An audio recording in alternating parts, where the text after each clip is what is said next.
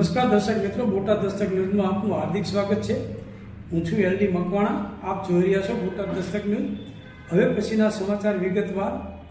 દર્શક મિત્રો, અત્યારે હાલમાં મેળાઓ ચાલી રહ્યા છે અને મેળાઓમાં પણ તમે જોઈ શકો છો કે જે કંડમ થઈ ગયેલા મેળાઓ જે છે એ નાના નાના તાલુકામાં અને નાના નાના જિલ્લાઓમાં પહોંચી ગયા છે। જેવી રીતે વિરમગામ, સુરેન્દ્રનગર, નાના નાના તાલુકા, એવી જ રીતે વિરમગામનો જે મેળો છે એવો જ મેળો બોટાદમાં 2 મેળા લાગ્યા છે અને આની પછી આ જ મેળા પાછા ગઢડામાં પણ જશે અને ગઢડામાં પણ આ મંજૂરી કે વગર મંજૂરી કાયદેસરની નહીં પણ પૈસા લેવાની મંજૂરી, પૈસા લઈ અને આ મેળાની મંજૂરી આપવામાં આવે છે। એમાં કોઈ પણ જાતની કાયદેસરના કોઈ સર્ટિફિકેટ, મેળાના જે સાધનો છે એના કોઈ જાતના સર્ટિફિકેટ હોતા નથી, કોઈ જાતની પાણીની વ્યવસ્થા હોતી નથી, કોઈ જાતની ચોકીદારની વ્યવસ્થા હોતી નથી, કોઈ પણ જાતની પાર્કિંગની વ્યવસ્થા હોતી નથી, કોઈ પણ જાતનું ટોયલેટની વ્યવસ્થા હોતી નથી, કોઈ પણ જાતની વ્યવસ્થા હોતી નથી। 36 જાતની વ્યવસ્થાઓ કાયદેસર હોય છે, એમાં એક પણ જાતની વ્યવસ્થા મેળાવાળા તરફથી હોતી નથી।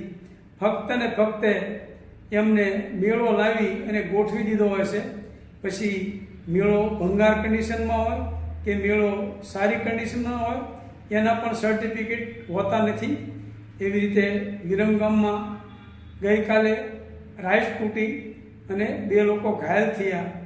આ ઘાયલ થયા એમાં જવાબદારી નાના માણસોની આવે, જેમાં કે પીઆઈ, પીએસઆઈ અને મામલતદાર।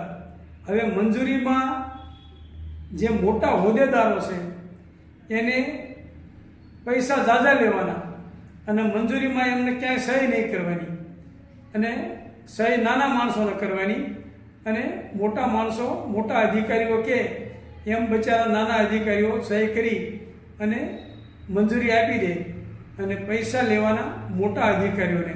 તો આવું આ દેશમાં અને આ ગુજરાતમાં ક્યાં ખુદી ચાલશે એ ખબર નથી પડતી। એવી જ રીતે બોટાદમાં નાના જે અધિકારી છે, પીઆઈ છે, પીએસઆઈ છે, મામલતદાર છે, એ બચારા મંજૂરી આપી દે અને જવાબદારી એમની થાય અને પૈસા મોટા જે અધિકારીઓ છે એને લઈ લીધા હોય।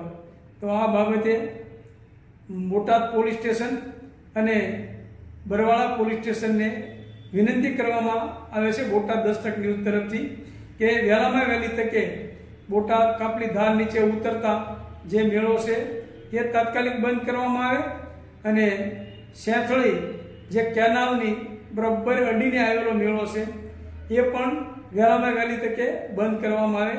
આ સમાચાર મૂક્યા પછી આ મેળા 2 કલાકમાં બંધ થવા જોઈએ। જો મેળા બંધ નહીં થાય તો હું આવતીકાલે કલેક્ટર કચેરીની સામે ઉપવાસ ઉપર બેસીશ, એ ફાઇનલ છે। અને કોઈ પણ જગ્યાએ બોટાદ જિલ્લામાં ક્યાંય પણ મેળાની મંજૂરી આપવામાં ના આવે એવું બોટાદ દસ્તક ન્યૂઝ કહે છે। અને આ જવાબદારી જે રાઈટ તૂટશે અને જે કાંઈ થાય એની જવાબદારી મોટા હોદ્દેદારો છે, ઉચ્ચ અધિકારીઓ એમની રહેશે। Botad Dastak news, LD Makwana, Botad.